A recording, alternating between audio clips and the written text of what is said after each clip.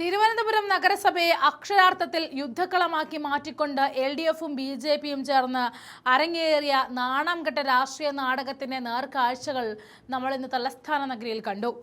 സത്യപ്രതിജ്ഞാ ലംഘനം നടത്തിയ മേയർക്കെതിരെ LDF നടത്തിയ ഓഫീസ് ഉപരോധം വലിയ തോതിലുള്ള ആക്രമണത്തിലും സംഘർഷത്തിലുമാണ് കലാശിച്ചത്. BJP councillor R. സുഗതനെ അറസ്റ്റ് ചെയ്തതിന് പിന്നാലെ നഗരസഭയ്ക്കുള്ളിൽ പുകഞ്ഞുകൊണ്ടിരുന്ന രാഷ്ട്രീയ പോര് തെരുവ് യുദ്ധമായി മാറുകയായിരുന്നു. BJP മുന്നണിയിലെ മേയർക്കെതിരെ LDF പ്രവർത്തകർ തന്നെ തെരുവിൽ ആക്രമണം അഴിച്ചുവിടുകയായിരുന്നു. BJP കൗൺസിലർമാരും ഒട്ടും വിട്ടുകൊടുക്കാത്ത രീതിയിലായിരുന്നു ഏറ്റുമുട്ടൽ ഇന്ന് അരങ്ങേറിയത്. മേയറുടെ ചേംബറിന് മുന്നിൽ CPM BJP കൗൺസിലർമാർ പരസ്പരം തല്ലിച്ചതയ്ക്കുന്ന കാഴ്ച ജനങ്ങൾ ഇന്ന് കണ്ടു. ജനങ്ങളുടെ നികുതി പണം കൊണ്ട് സംരക്ഷിക്കപ്പെടേണ്ട ഒരു ഭരണഘടനാ സ്ഥാപനമാണ് ഈ ഇരു മുന്നണികളും ചേർന്ന് തല്ലി തകർത്തത്. മേയർ ഓഫീസിലേക്ക് പ്രവേശിക്കാൻ ശ്രമിച്ചതോടെ ഉണ്ടായ കടുത്ത ഉന്തിലും തള്ളിലും പെട്ട മേയറും മുതിർന്ന നേതാവ് വഞ്ചൂർ ബാബുവും നിലത്ത് വീഴുന്ന അവസ്ഥ വരെ ഉണ്ടായി. LDF ഉപരോധത്തെ തുടർന്ന് രാജേഷിനെ ഓഫീസിലേക്ക് കയറ്റാൻ സമരക്കാർ സമ്മതിക്കാതിരുന്നതോടെ സംഘർഷം നഗരസഭയുടെ അകത്തും പുറത്തും ആളിപ്പടർന്നു.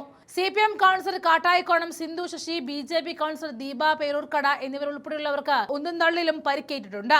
സ്ഥിതിഗതികൾ ശാന്തമാക്കാൻ ശ്രമിച്ച പോലീസിനെ പോലും വെറുതെ വിട്ടില്ല. അവർക്ക് നേരെയും ക്രൂരമായ മർദ്ദനം ഉണ്ടായി എന്നാണ് കേൾക്കുന്നത്.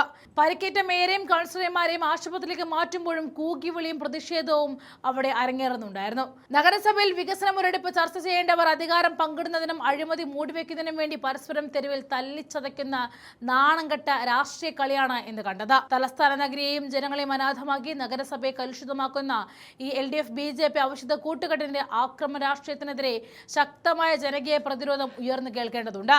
നഗരസഭാ പരിസരത്ത് ഇപ്പോഴും കനത്ത പോലീസ് കാവൽ തുടരുകയാണ്. എങ്കിലും ജനങ്ങളുടെ മനസ്സിൽ ഉയർന്ന ചോദ്യങ്ങൾക്ക് മറുപടി നൽകാൻ ഈ ആക്രമികൾക്ക് ആവില്ല. കോർപ്പറേഷനിൽ അരങ്ങേറിയ നാടകത്തിന്റെ ചില രംഗങ്ങൾ ചേർക്കുന്നു, കാണാം.